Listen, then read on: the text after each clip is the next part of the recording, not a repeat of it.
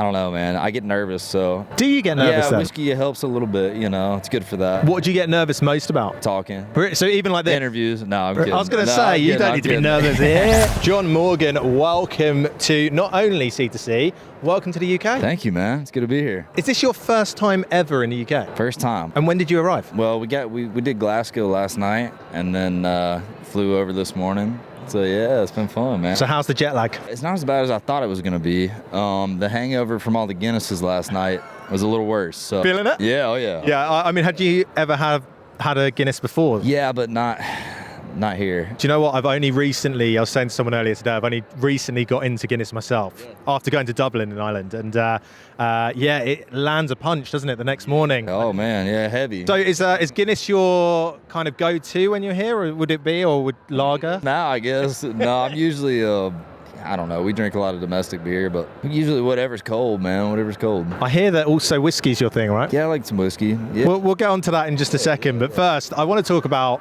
how it all started, because I believe that you almost have Uber to thank for this, right? Yeah, when I was making trips down to Nashville from North Carolina, I met this guy. He picked me up in an Uber one night, and he was just cruising around. We started chatting. Super nice guy. Anyway, we didn't really exchange information or anything. But I had eventually, about a year after that ride, I got a part-time job working at the mall in Nashville. And same guy walked in. I was like, I know that guy from somewhere. So we started chatting and rekindled our friendship, started writing some songs together. And that's kind of how he's really close with Aldean, Jason Aldean's bandmates, who he writes with a lot. And so he kind of plugged me into that camp, and the rest is history, man. It's been a lot of fun. I mean, I hope you gave him a 5-star rating. I got him a publishing deal, so. Yeah, exactly. Actually, yeah. So who's winning, really? He's great, man. I mean, that's a crazy story, and it's something that really you should be sponsored by Uber. Yeah. That's the ideal story. Talk about coming in clutch, man. That would be clutch. Yeah. I mean, have you tried an Uber here in the UK yet? Yeah, I've done 2 of them. They're not quite as talkative, are they? No. I want to talk about before that. Performing's always been in your blood. You were part of your family's band, is that right? Yeah. Tell me about that. Yeah, I don't know if you're familiar with bluegrass music, but it's like it's kind of traditional folk music where I come from. It's kind of a pastime, but I grew up playing that. Did that circuit for almost 10 years, middle school through high school, and just kind of got burnt out on the road. Honestly, I was just tired of playing the same stuff over and over, and that's when I fell in love with songwriting. Started writing my own stuff, and I always grew up on 90s country and 80s rock, so it's been fun to get to chase some of those sounds. Well, you can kind of see that in your music as well, that kind of influence that you've got there. It's amazing. It's what I guess differentiates you so much, as well as your voice from the rest of the artists. And have you ever thought about getting your family to come and do a live session with you? Yeah, man. I've talked about doing a bluegrass record at some point. I think it'd be a lot of fun to write an original album in the bluegrass setting. I don't know, just bucket list thing, Yeah. But yeah, that'd be fun, man. I'd love to. And I hear the rumor on the street is that if you didn't succeed in this industry, that you were going to go into cattle farming. Yeah, I was a hobby farmer.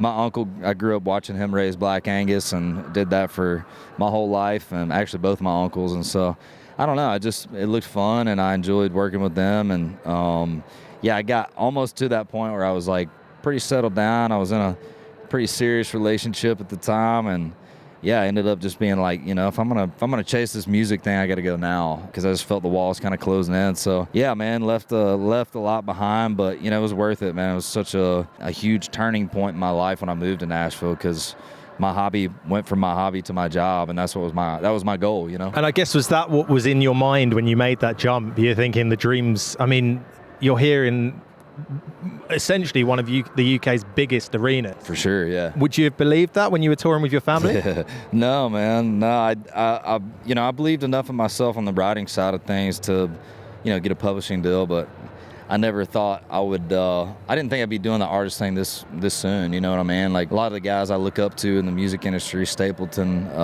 Keith Urban, who's playing tonight. Those guys were songwriters first, so that was kind of always my path, and this is kind of the cherry on top, And especially for country music as well, I guess there's almost like a kind of therapy with writing those things. It's especially with your music as well. I'm guessing it's quite autobiographical, and what goes through your mind when you think, is it literally you could be doing something today and then you draw inspiration from it? Oh yeah, I wrote a few titles down today. Yeah. Really? Yeah, maybe they'll come with some. It's funny, man. It's like taking shots in the dark, you know. It's like Guinness gives me a headache. Yeah. That's a great country tack. That's I want royalties on that. This is gone. Yeah. Yeah, my Guinness is gone. Pour me another. I do want to talk about on the topic of alcohol.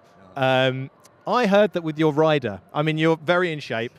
You've got a very healthy rider where you've got your fruit trays and you've got your vegetable trays, but with that, you balance it very well with whiskey. Little whiskey, yeah, just to clear the throat. You know, Grandpa's old cough medicine, right? No, it's always nice to have a little something to clear you out before you go out and sing some high notes. I usually just drink when I'm out here. I don't know, man. I get nervous, so. Do you get nervous? Yeah, then? whiskey helps a little bit. You know, it's good for that. What do you get nervous most about? Talking. So even like the interviews. No, I'm kidding. I was going to say you don't need to be nervous here. It's more about just the show going right. You know, it's always something in the back of your mind that's like. And they say nerves are good though, right? Because you care. Yeah. If you're nervous, you care about what you're doing. 100%. So tell me, John, what can we expect, or better actually still, what can you tell me that you haven't told anyone else? You've done a lot of these interviews about what's to come for John Morgan in 2026. I think my most exciting thing is just new music. We went in and cut 4 new songs last month, and so they're kind of in the mixing process right now, and that's a part of the industry that I really love, man. I got to co-produce my first album, and I'm co-producing all this stuff, so thankful to have a good label that gives me a lot of creative freedom. There's not many that do these days, and I don't know, man. It's fun. I'm kind of in the sweet spot right now where I get to start this baby idea in the writing room and then bring it to life in the studio and get to, you know, play guitar and do my thing there, and then come out here and see people sing it back, especially across the pond, man. It's crazy. Were you surprised by that, about kind of how passionate we are in the UK about country music? I don't know. You get in your little bubble, you know, especially in Nashville. Nashville's such a music city, so it's like, you know, you get so sucked into that sometimes and forget that there's a whole nother world out there, you know, listening to stuff. I mean, it's brilliant. Even coming in on the tube today, everyone's got their cowboy hats on, everyone's got their boots on. Like, you've chosen a really nice day for it too, so it actually feels like we could be in America rather than rainy England. I'm about it. I'm about it. It's there cool. You go. Well, John Morgan, thank you so much for being here today. It's great to have you here in the UK, and I hope we get to see a lot more of you as well. Thank you, man. I like that.